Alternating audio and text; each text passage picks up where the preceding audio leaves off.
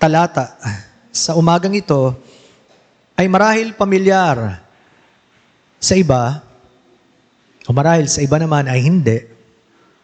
Pero isang bagay po ang masasabi ko. Ito ay napapanahon sa mga bagay na nagaganap sa ating bansa, sa ating mga iglesia, sa ating mga pamilya, at sa bawat isa sa atin. The topic we'll be discussing for today is very relevant because of what's happening in our country, our churches, our families, and to each one of us. So if you have your Bibles, please go with me to Ezekiel chapter 22. Ezekiel chapter 22 and in verse number 30. Where the Bible says, "And I sought for a man among them that should make up the hedge and stand in the gap before me for the land, that I should not destroy it, but I found none." Sa Filipino, naghahanap ako ng taong makapagtatanggol ng lungsod at mamamagitan sa akin at sa mga tao para hindi ko gibain ang lungsod na ito, pero wala akong makita. Ang Diyos ang nagsasalita dito. Now, sa maikling talatang ito, pwede po nating makita ang tatlong bagay. Una, ang paghahanap, the search. Secondly, ang problema, noon at ngayon, the problem. And thirdly, ang negatibong epekto ng pagbabaliwala, the consequence. Kaya po ang pinakapamagat ng ating pag-aaral ngayon, who will stand in the gap? Sino ang tatayo sa pagitan? Now, ang aklat ng Ezekiel ay napakaraming mga hula at mga pangitain mula sa Diyos, sapagat itong si Ezekiel ay isang saserdote at ginamit din ng Diyos bilang propeta sa panahon na ang mga Israelites ay nasa Babylonian captivity or exile.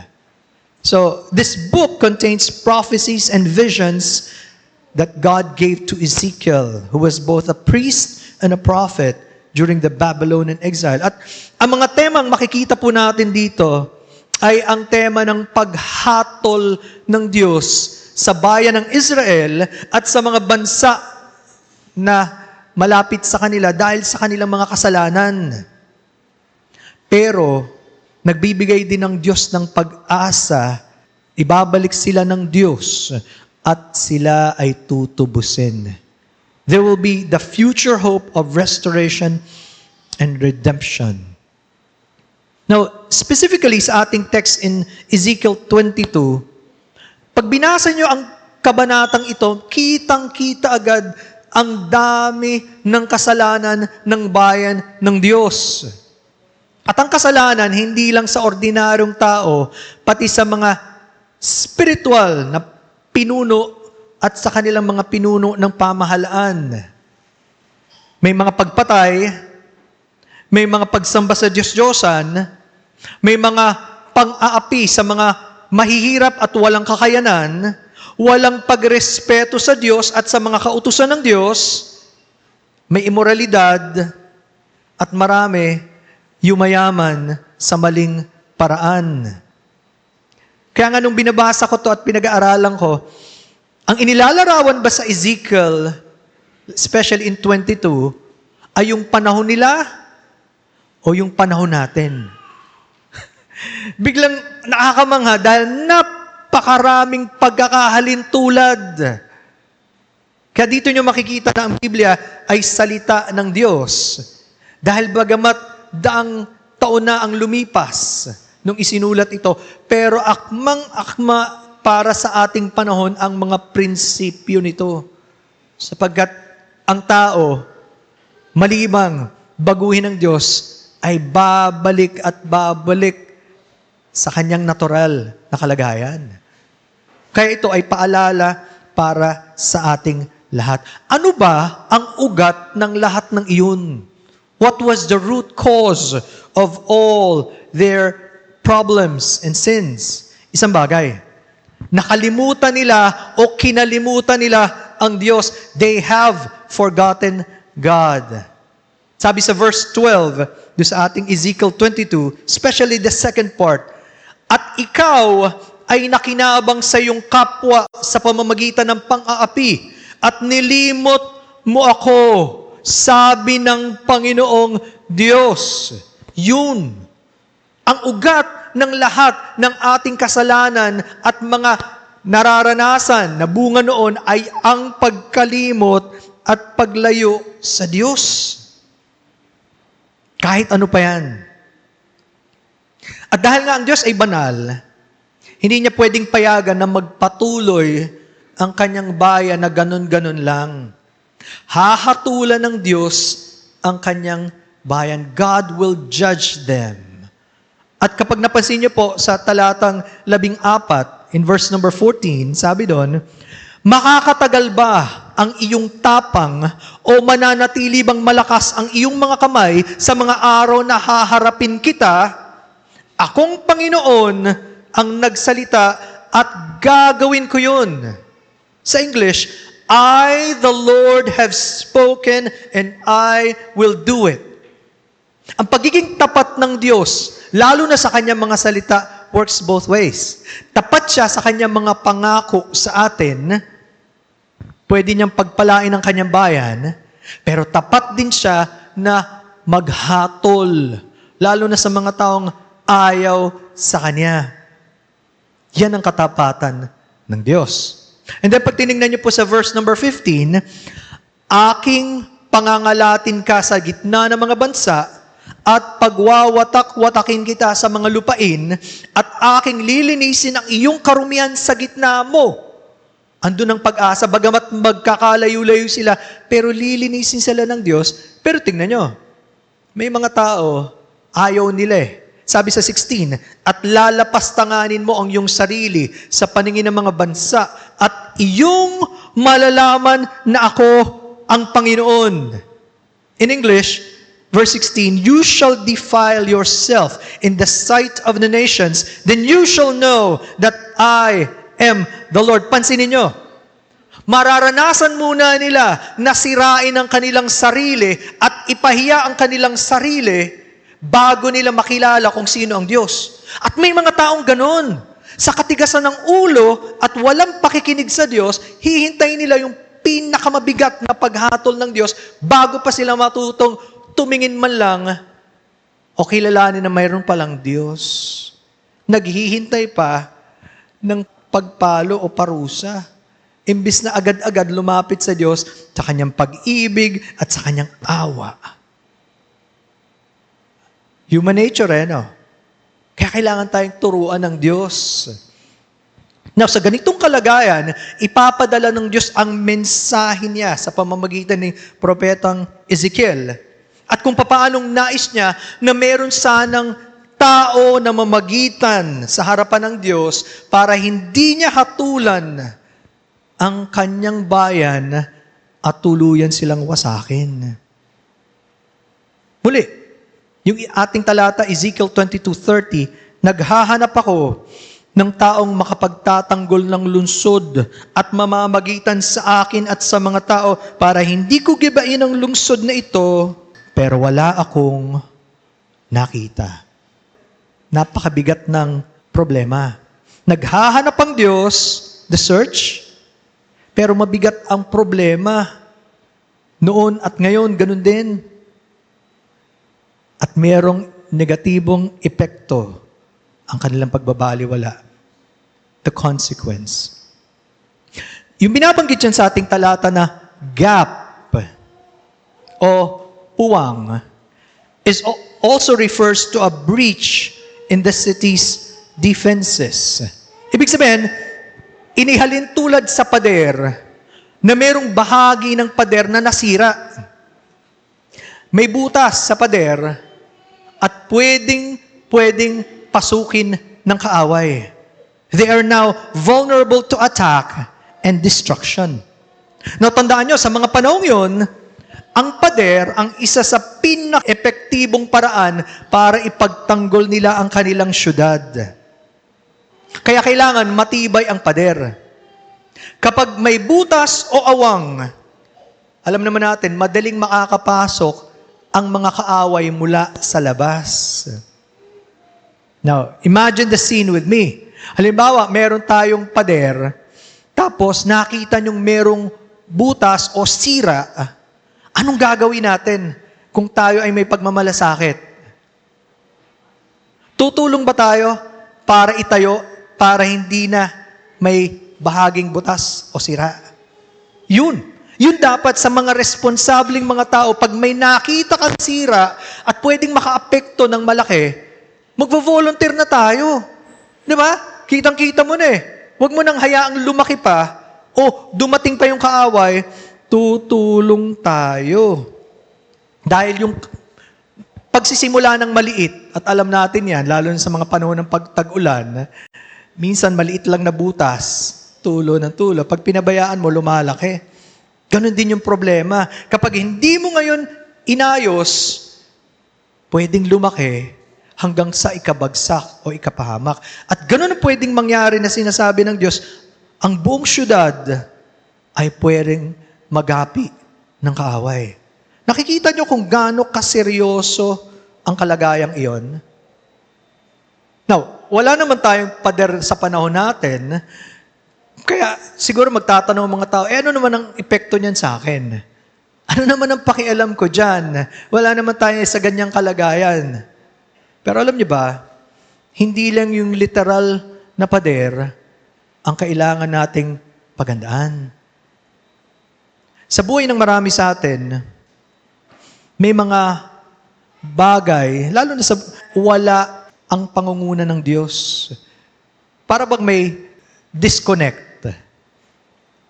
Parang ganito, on a certain Sunday, gayak tayo na makinig sa Diyos at salamat sa Diyos. Gayak tayong matuto, salamat sa Diyos.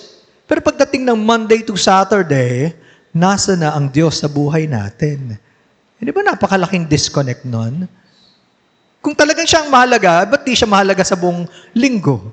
At sa bawat araw at bawat sandali? Yun ang problema ng karamihan sa atin, nakakalimot. So, sa talata natin, naghahanap ang Diyos ng mga tao na pwedeng pumagitan. Bago niya tuluyan nasirain ang kanyang bayan, gusto ng Diyos may mga taong mananalangin. Kaya nung sinabi niyang, I sought for a man among them, naghanap ako ng tao sa gitna nila. Ang hinahanap ng Diyos, yung mga tao na handang manalangin, handang lumapit sa Diyos para sa bayan, para sa iba. Para hindi ipataw ng Diyos ang paghatol niya, ang mga negative consequences. Ibig sabihin, kailangan mga kapatid, matuto tayo na hindi lang sa sarili natin tumitingin, hindi lang sa four corners ng ating bahay, matuto tayong tumingin sa iba. Pero mangyayari yan kapag una, meron kang pagkakilala sa Diyos at alam mo yung kalooban ng Diyos. If you know God and His will, then you will be sensitive also to the needs of people around you. Ba't ka naman makikialam sa buhay ng iba? Kung yung sarili mo nga, dami-dami mo ng problema eh. Malibang, ang Diyos ang nagtuturo sa'yo, hindi ka lang nabubuhay para sa sarili. Una, para sa Diyos, at gusto kang gamitin ng Diyos para sa iba. Ang isang magandang halimbawa dito ay si Moses. I-describe si Moses na ginamit ng Diyos sa panahong napakadelikado ng kalagayan ng bansang Israel. Ang pagkakabanggit sa Psalm 106 and in verse number 23. Psalm 106:23. Ano binabanggit doon? Therefore, he said that he would destroy them. And had not Moses, his chosen one, stood before him in the breach to turn away his wrath, lest he destroy them. Sa Filipino, Nilipol na sana ng Diyos ang kanyang mga mamamayan kung hindi na magitan si Moises na kanyang lingkod. Pinakiusapan ni Moises ang Panginoon, napigilan niya ang kanyang galit upang hindi sila malipol.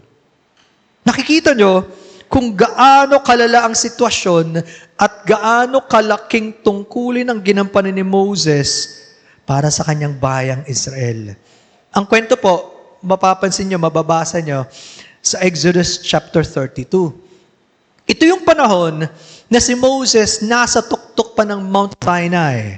Remember, saan ibinigay ng Diyos ang 10 kautusan? Sa Mount Sinai. Ando dun pa si Moses, nakikipag-usap pa siya sa Diyos habang binibigay ng Diyos sa kanya ang 10 kautusan, nagalit ang Diyos.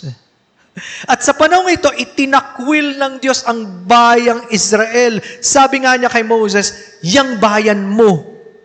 Dati-dati sinasabi ng Diyos, kayo na bayan ko, you are my people. This time, God said, your people. Ayaw na silang ariin ng Diyos na kanya. Bakit? Kasi, habang binibigay ng Diyos yung kautusan, nilalabag na nila eh. Ano nangyari? Nainip yung mga tao. Napakatagal naman itong si Moses. Nasaan ba siya? Aaron, igawa mo nga kami ng Diyos-Diyosan. Ito namang si Aaron, mahinang leader, ang ginawa, sige, bigay niyo sa akin mga alahas niyo, at gumamit siya ng tool, inilagay sa apoy, hinulma, lumabas yung tinatawag nating golden calf, yung gintong guya. At sabi ng mga tao, ito ang Diyos na nagpalabas sa atin sa Ehipto. At sabi pa naman ni Aaron, bukas magkaroon tayo ng pista para sa Panginoon. Tinolerate niya. Kaya nung bumaba si Moses, galit na galit si Moses, dala-dala niya yung galit ng Panginoon At nung tinanong niya si Aaron, anong nangyari? Aaron was supposed to be in charge. Hindi niya ginampanan. Sabi niya, alam mo naman kasi matigas ang ulo ng mga taong to Sinabi nila sa akin, gumawa ka ng ating Diyos-Diyosan. Di ginawa ko sila. Inilagay ko sa apoy, lumabas. Para bang wala siyang kinalaman no? And you know, my friends, there is a crisis in leadership right now. Hindi lang sa ating bansa, sa buong mundo. Kahit saan katumingin. Mula sa pinakamataas na level ng ating pamahalaan, wala tayong matinong mga leader na may takot sa Diyos. Pagdating pa sa maraming mga iglesia, kulang na kulang yung mga leaders na totoong mag-guide sa mga tao para sa Diyos. At huwag na tayong lumayo. Sa atin mismong tahanan, nasa na mga magulang na maglilid sa mga anak nila sa Diyos. Pinapabayaan natin ang ating mga anak na gawin ang gusto nila. Kahit lumayo sa Diyos, basta kayo maging magaling, Basta kayo on top of your class, with high honors, pero wala naman sa Diyos. At hindi naghahanap sa Diyos. We just allow them. Tapos sasabihin natin, we are good parents, pinrovide ko na lahat.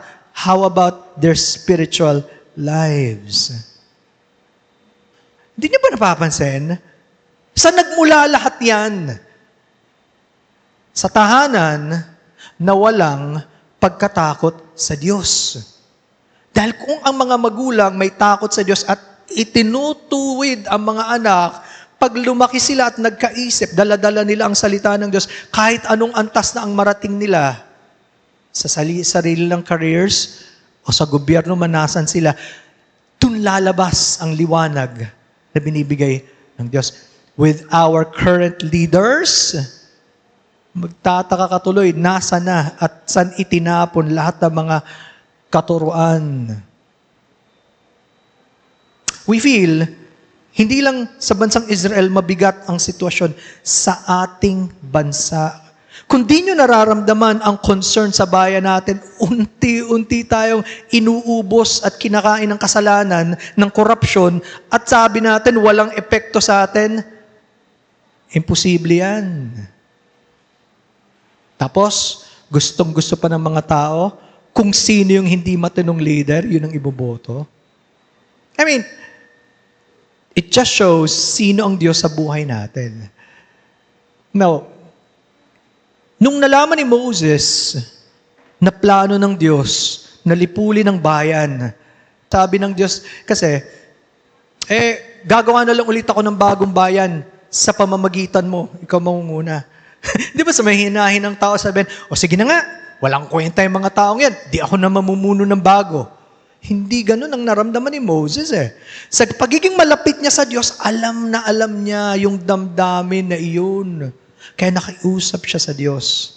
Ang una niyang naalala ay yung kapangyarihan ng Diyos nung palayaan sila mula sa Ehipto. He recalled God's power in delivering them from Egypt. That's found in verse number 11 ng Exodus chapter 32. Naalala niya, pinalaya kami ng Diyos Makapangyarihan ng Diyos. Tapos ganun lang. Pangalawa, naalala niya, ang pinakamahalaga, yung kalwalatian ng Diyos at yung reputasyon ng Diyos. He thought about God's glory and His reputation. Bakit? Ayaw niya na mapulaan yung pangalan ng Diyos ng mga walang pagkakilala sa Diyos. Tanong, pag tayo ba gumagawa ng anumang bagay o mga desisyon, do we even consider ano ang damdamin ng Diyos? At para ba sa kalwalatian ng Diyos yan? Or we just simply decide based on what we want? Kita agad kung gaano tayo kalapit o kalayo sa Diyos. Pangatlo, naalala niya, nangako ang Diyos kay Abraham, kay Isaac, at kay Jacob. He remembered God's covenant with Abraham, Isaac, and Jacob. At tutuparin ng Diyos ang pangako niya, pero tandaan niyo, sa pakikipagtipan, dalawang parties yan. Bagamat ang Diyos ang primary one na nangako, kung kasama tayo sa pangako, dapat matuto din tayong gumalang at rumespeto sa Diyos. At sabi sa Bible, we are now in the new covenant. Sa bagong tipan, dahil sa Panginoong Jesucristo, pwede tayong maging anak ng Diyos. Hindi ka na mabubuhay sa sarili mo, pero ikaw ay Kanya at Siya ay sa'yo. Nasaan doon ang katapatan natin sa Diyos? Walang question sa katapatan ng Diyos Tayo kadalasan ang hindi tumutupad. Now, nanalangin ng matindi itong si Moses. And amazingly, in Exodus 32 verse 14, anong ginawa ng Diyos? So the Lord relented from the harm which He said He would do to His people sa Filipino. Kaya hindi na itinuloy ng Panginoon ang plano niyang pagpatay sa kanyang mga mamamayan. Ang ibig sabihin at encouragement to sa atin, ang Diyos, bagamat Siya ang pinakamataas sa lahat, pinakamakapangyarihan, pero nakikinig Siya sa panalangin ng kanyang bayan. Kaya kahit sino ka pa, kahit gaano ang tingin mo sa sarili mo na hindi karapat-dapat, pero sa oras na ikaw ay lumapit sa Diyos ng may pagpapakumbaba, pwede kang pakinggan ng Diyos at patawarin. Yun ang gusto ng Panginoon. Tumawag tayo sa Kanya. Tanong, linawin natin to. Ibig bang sabihin, binago ni Moses ang isip ng Diyos o naapektuhan niya ang Diyos? Sa ibang translation, sa KJV natin at ASV, sabi, God did repent. Pag tinagalog mo yung repent, nagsisi. Ano yun? Ibig sabihin nagsisi ang Diyos? Hindi. Tingnan muna natin. Yung sinasabing pagsisisi or repent or relent, ang ibig sabihin, hindi itinuloy ng Diyos, nagbago ang kanyang kaparaanan. He changed His way. Hindi dahil may ginawa siyang masama. At isang patunay, hindi kasi natin pwedeng ikumpara ang Diyos sa sarili natin. Ang tao nagsisisi dahil hindi natin alam ang mangyayari at nagkakamali tayo. Mas maganda nang magsisi kaysa magmatigas ang ulo at puso. At ang paalala in Numbers 23:19, ang Diyos ay hindi tao na magsisinungaling, ni anak ng tao na magsisisi. Sinabi ba niya at hindi niya gagawin, o sinalita ba niya at hindi niya tutuparin? Linaw ano? Hindi pwedeng magsinungaling ang Diyos, hindi pwedeng magsisi ang Diyos dahil hindi siya nagkakasala, hindi siya magsisinungaling. Pag sinabi niya, gagawin niya. Kapag sa Bible, ginagamit yung mga paghahambing sa tao, ang mga mata ng Panginoon ay nasa lahat ng dako. Inunat ng Diyos ang kanyang mga kamay. Espiritu ang Diyos eh. Paano niya gagawin yun? Para maintindihan natin. Yun yung figurative language, figurative speech na tinatawag nating anthropomorphism. Ibig sabihin yan, gumagamit ang Biblia ng mga katangian ng tao para maintindihan natin ano ang ginagawa ng Diyos. Pero hindi ibig sabihin kagaya natin ang Diyos. Mas higit siya. Walang katulad ang Diyos. Kaya wag nating sasabing kapareho natin ang Diyos. At alam nyo ba, hindi nga tayo pwede magbigay ng suggestion. Lalo naman, hindi mo pwedeng utusan ang Diyos. We cannot even suggest, let alone command God. Bakit? Romans 11:34, sapagkat sino ang nakaalam ng pag-iisip ng Panginoon? O sino ang kaniyang naging tagapayo? Who has known the mind of the Lord or who has been His counselor? Paano mo papayuhan ng Diyos na napakatalino sa lahat at wala na siyang hindi alam? Tayo, kailangan natin ng payo. Pwedeng sa iba, pero higit sa lahat, sa Diyos. We can never, ever teach God. So, ibig sabihin, nung nanalangin si Moses, hindi niya binago ang Diyos. It was by God's design na naghahanap siya ng tao na mananalangin. At kapag meron nga, hindi niya ipapataw ang parusa na kanyang sinabi. At yun na nakakamangha doon. It is all part of the wondrous wisdom and knowledge of God. Sa walang hanggang kaalaman ng Diyos, kasama sa plano niyan, makikinig siya sa panalangin kahit ng pinakamababang tao. Pwede tayong pakinggan ng Diyos. Alam niyo, naramdaman ni David yan. Nung sinabi ng Diyos, nagkasala siya kay Bathsheba, sabi ng Diyos, mamamatay ang anak mo. Anong ginawa ni David? Nanalangin siya ng matindi. Sabi sa 2 Samuel 12:16, kaya't nagmakaawa si David sa Diyos para sa bata, at si David ay nag-ayuno at pumasok at humiga sa lupa, buong magdamag ang pag-asa niya sa Diyos. Baka maawa ang Diyos. Nung namatay na yung anak, yung mga tauhan niya, takot na takot. Paano natin sasabihin? Kung nung buhay, ganun ang reaction. Pag sinabi natin, di baka lalo siyang ma-devastate. Hindi niya alam ang gagawin. Nakita niya nag-uusap. Sinabi niya, patay na ba ang bata? Sinabi niya na namatay. Alam niyo ginawa ni David? Naligo at kumain. At gulat na gulat yung kanyang mga tauhan. Ba't ganun? Nung buhay yung bata, ganun ka manalangin, nag-aayuno ka pa, talagang umiyak ka sa Diyos. Nung namatay, parang wala lang. Ang sagot ni David, sa verse 22, at kanyang sinabi, na ang batay buhay pa, ako'y nag-ayuno at umiyak sapagkat aking sinabi, sino ang nakaalam kung maaawa sa akin ng Panginoon upang ang batay mabuhay? Baka mahabag ang Diyos. Kaya hindi masama, mga kapatid, kung tayo mismo, kamag-anak natin o kakilala natin, ipanalangin kung nagkasakit. Di ba? O malala ka lang. Because kaya ng Diyos kung gugustuhin niya. Kung gugustuhin niya na magpagaling. Lalo na kung pinananalangin natin yung matagal ng kakilala natin, wala pang pagkakilala sa Diyos. You can continue to pray. Pero sabi niya sa 23, ngunit ngayon, patay na siya, bakit pa ako mag-aayuno? May ibabalik ko pa ba siya? Ako'y pupunta sa kanya, ngunit siya'y hindi babalik sa atin. Nakita niyo yung puso ni David? Yung kanyang panalangin matindi sapagkat baka ang Diyos maawa. Pero nung kinuha na ng Diyos, Panginoon, nasa kamay niyo na siya. Pinagkatiwala niya sa Diyos. At yun ang tungkulin ng isang nananalangin. Na para sa bayan, para sa ibang tao, gusto natin ano ang kalooban ng Diyos. Ano ang mga dapat nating tandaan na bahagi ng pagiging nasa gitna o pagpuno dun sa gap? What does it mean to stand in the gap? 4 na bagay.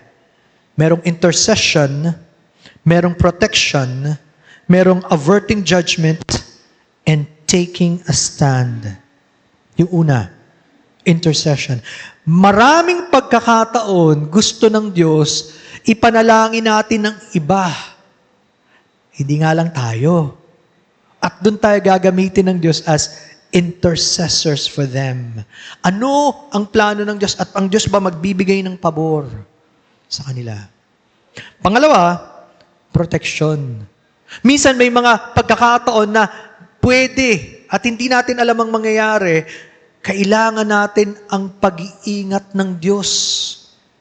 Every time, kaya tayong protektahan ng Diyos sa anumang panganib. At pangatlo, pag-iwas sa paghatol. Alam natin, ang tao palagi nagkakasala kahit tayo. Pero kapag ang Diyos nagalit, at hindi tayo humingi ng tawad sa kasalanan natin, pwede niya tayong parusahan at ang iba. Pero gusto natin ipanalangin muna. Panginoon, maawa kay sa amin. At ikaapat, paninindigan. Habang kokoonte ang nabubuhay para sa Diyos, mas marami gusto sa kalikuan at sa mali, maninindigan ka para sa Diyos at sa gusto ng Diyos sa tama. Ayon sa kanyang salita, ayon sa plano ng Diyos, hindi sa sinasabi ng karamihan. Sabi nga nila, lahat naman corrupt eh. Oo. Pero ibig sabihin, pipiliin mo, pinaka-corrupt. Ba't di ka manalangin na mag-raise up ang Diyos ng mga leaders na may takot sa Kanya at susunod sa Kanya at ang kapakanan ng bayan ang iniisip, hindi pan sarili? Do we actually pray for that? So, ibig sabihin, yung pagtayo dun sa gap na iyon, dun sa pagitan na iyon, it is actually a call to action.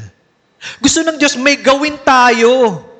Habang tayo tumitingin sa Diyos, gusto niyang gamitin tayo to be actively involved even in prayer in helping others, especially in the times of difficulties and adversities. Huwag tayong passive. As if wala tayong pwedeng gawin. Pwede kang manalangin. At kapag hinahingi mo ang kalooban ng Diyos, pwede niya pang ituro ang mga specific na gusto mo niyang ipagawa sa iyo. But we can pray. We can seek God and His will. Ang isa pang halimbawa dito, si Abraham. Natatandaan nyo, habang yung pamangkin niyang si Lot pumunta sa Sodom, na masamang lugar, at sabi ng Diyos, gugunawin ko na ang Sodom, ganun manalangin si Abraham sa Diyos. Nakipag-bargain pa nga siya eh. Paano kung may 50 na matuwid, gugunawin niyo ba? Hindi. Bumaba hanggang 10. At ang sabi ng Diyos, kung may 10 ako makikitang matuwid, hindi ko gugunawin. Walang 10 matuwid sa Sodom. Si Lot at ang kanyang pamilya itinakas pa. Nakakalungkot sa dami, walang maraming matuwid. Kailangan silang hatulan ng Diyos. Si Stephen, kita niyo yung pagsunod niya sa Panginoon. In Acts 7:60, habang pinapangaral niya ang kanilang kasaysayan at paanong ipinako nila ang tagapagligtas at sa kapangyarihan ng Espiritu ng Diyos, sinabi na ng may katapangan, kayo nagpapako sa Kanya. Hindi matanggap ng mga tao kahit ng mga relihiyoso niyang kababayan, binato nila si Stephen. At habang binabato si Stephen, gaya ng ating Panginoong Jesucristo, sinabi niya, Panginoon, huwag niyong ibigay sa kanila ang nararapat dahil sa kanilang kasalanan. Yun ang pagkakaroon ng spirito ng ating Panginoon. Si Apostle Paul, ganun na lang ang makabigatan niya para sa kanyang bansang Israel. Sabi niya sa Romans 10:1, yun ang pinapanalangin niya na sana iligtas sila ng Diyos. Relihiyoso sila, pero walang pagkakilala sa Diyos. And of course, wala nang higit pa sa ating Panginoong Hesukristo. Habang siya'y ipinako ng mga tao, ang kanyang panalangin in Luke 23:34, Father, forgive them, for they do not know what they are doing. Ama, patawarin mo sila sapagkat hindi nila alam ang kanilang mga ginagawa. At tandaan nyo, may isang centurion doon, nakita niya ang Panginoong namatay, sabi niya, siya ang anak ng Diyos. At may iba pa doon na marahil nagkaroon ng pagkakilala sa Kanya. Kahit ngayon, pinapanalangin tayo ng Panginoong Jesucristo. He's still interceding for us. Sabi sa Hebrews 7:25, dahil dito, siya'y may kakayahang iligtas ng lubos ang mga lumalapit sa Diyos sa pamamagitan niya. Kaya Kanyang iligtas. Kung ikaw lalapit sa ating Panginoong Jesucristo at aaminin ng iyong kasalanan at makikita mong kailangan mo siya bilang Panginoon at tagapagligtas, kaya Kanyang iligtas ng lubos. At ang sabi, yamang lagi siyang nabubuhay upang mamagitan para sa kanila. Kaya hindi tayo nag-iisa eh. Nasa atin ang Espiritu ng Diyos, ang Panginoong Jesucristo na nananahan sa atin, at ang Ama na gumagabay, ipinapanalangin niya tayo palagi. Siya yung totoong ating tagapamagitan. Kaya alam nyo, yun yung problema ni Job. Sa sobrang bigat ng kanyang naramdaman, sabi niya, sino ba ang pwedeng mamagitan sa akin sa Diyos? At ang sagot ang ating Panginoong Jesucristo. He is a mediator between God and man. Tagapamagitan sa Diyos at sa tao. Kaya siya Diyos na nagkatawang tao. Siya lang ang may kakayanang linisin ka sa iyong kasalanan. Wala nang iba eh. Sa Kanya ka tumawag. Siya ang totoo na ating tagapamagitan. Ngayon, kung tinubos tayo ng Panginoon, magiging kagaya niya tayo. Bakit? Gusto rin nating maging tagapamagitan ng iba. Hindi tayo tagapagligtas, pero gusto natin, Panginoon, maawa po kayo sa aming bayan. Maawa kayo sa aming mga mahal sa buhay. Maawa kayo sa aming mga bisita. Maawa kayo sa bawat isa sa amin. Lord, we need you. Yan mismo utos sa 1 Timothy chapter 2, verses 1-3. Tingnan nyo, gaano kahalaga to. 1 Timothy chapter 2, verses 1-3. Una sa lahat, ay isinasamo ko na gawin ang mga paghiling, mga panalangin, mga pamamagitan, at mga pagpapasalamat tungkol sa lahat ng tao. Ibig sabihin, gusto ng Diyos manalangin tayo para sa iba't ibang klase ng tao. Ano man ang kanilang dinadaanan. Pero pangalawa, specific pa. Patungkol sa mga hari at sa lahat na nasa mataas na katungkulan upang tayo mamuhay ng tahimik at payapa sa buong kabanalan at paggalang. Responsibilidad pala nating ipanalangin ating mga leaders. Sino man nanalangin para sa kanila kung hindi ang mga anak ng Diyos? At sabi mo, wala kang pakialam sa nangyayari sa atin. Ewan ko lang Kapag mali ang desisyon ng mga leaders natin at baon na ang Pilipinas sa utang, sabihin mong wala kang pakialam. Nagbabayad pa tayo at ang ating mga kaapu-apuhan. Tapos di mo ipapanalangin. Kailangan po natin yon. Buksan ng Diyos ang kanilang mga isip at puso na totoong magmalasakit sa Diyos at sa bayan, hindi sa pansarili. And verse 3, ito'y mabuti at kaaya-aya sa paningin ng Diyos na ating tagapagligtas. Yun ang pinakamalaking dahilan. Gusto ng Diyos. Minsan tinatamad na tayong makinig. Minsan ayaw mo nang malaman ng mga news. Puro negative news. Gusto mo lang good news. Buti may good news sa Bible. Pero hindi pwedeng di ka makialam. Bakit? Mga Pilipino tayo eh. Tapos mas may alam ka pa sa nangyayari sa ibang bansa. Of course, we should also pray for them. Ba't tayo dito dinala ng Diyos? Gusto niya. Ipanalangin natin ang ating mga leaders. Again, this is part of God's wisdom and sovereignty. Pinili niya na kahit tayong mga tao na mabababa, magawa natin ang kalooban niya, maging andyan tayo sa pagitan ng mga taong mapapahamak at sa Diyos at ipanalangin natin. Do you actually pray for each member of your family? Lalo na yung hindi pa nakakakilala sa Diyos. Kahit nga yung may pagkakilala, dapat pinapanalangin natin. Do you pray for your friends? Sa inyong mga classmates? Diba? Sa katrabaho nyo? Sa inyong boss? And then, our government. This should be the natural reaction ng mga totoong lumalalim sa pagkakilala sa Diyos. Nararamdaman natin yung nararamdaman ng Diyos. Just like Moses and Abraham, ayaw lang nating tumingin, gusto nating ipanalangin ng mga tao. May God be pleased to save them and to work in our midst. Question. Handa ka ba na ikaw yung gagamitin ng Diyos para gumawa siya ng mga pagbabago sa buhay natin, sa ating pamilya, sa ating society? O gusto mo lang ng tagatingin lang? Nung naghahanap ang Diyos na gagamitin in Isaiah chapter 6, sinong ipapadala natin? Nag-volunteer sa Isaiah. Nakita niya ang kalwalatian ng Diyos. Nakita niya kahit propeta siya, makasalanan siya, marumi kanyang labi. Pero sabi niya, here am I. Lord, send me. Would you be that person who would want to intercede for others? Huwag na nating hintayin na may mas malalang mangyari, not just to our family, to our friends, but to our country, bago tayo umaksyon. Tandaan nyo, lahat tayo, we're a part of this.